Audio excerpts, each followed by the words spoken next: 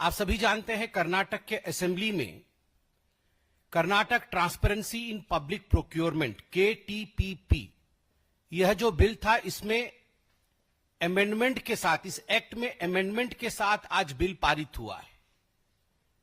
इसका लब्बो-लुबाब, इसका अर्थ यह है कि आज से कर्नाटक में जो सरकारी ठेके हैं, जो गवर्नमेंट के कॉन्ट्रैक्ट्स होते हैं, उन कॉन्ट्रैक्ट्स में 4% का, 4% का 4% का आरक्षण मुसलमानों के लिए संरक्षित रखा गया है।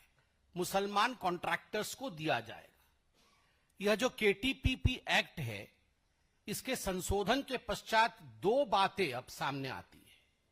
पहला विषय है कि जो सिविल कॉन्ट्रैक्ट्स है, राज्य भर में सिविल कॉन्ट्रैक्ट्स 2 करोड़ तक के सिविल कॉन्ट्रैक्ट्स के लिए 4% मुसलमान कॉन्ट्रैक्टर्स को आरक्षण दिया जाएगा और गुड्स एंड सर्विसेज कॉन्ट्रैक्ट्स जो है उसके लिए 1 करोड़ तक के किसी भी कॉन्ट्रैक्ट में 4% मुसलमान आरक्षण लागू होगा।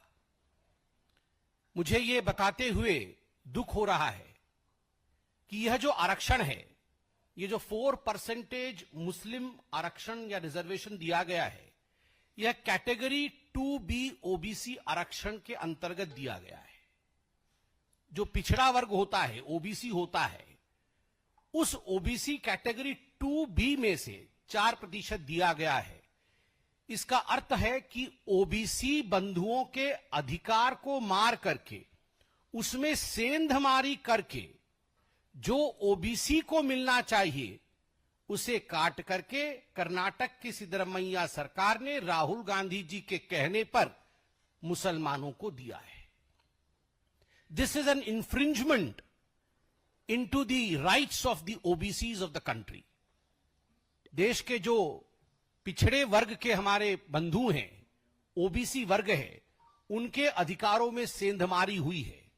तो कहीं ना कहीं देश में ST, SC और OBC वर्ग के तमाम लोगों को इसमें एकजुट होकर कर्नाटक सरकार के और राहुल गांधी के इस फैसले के खिलाफ एकजुटता दिखानी चाहिए।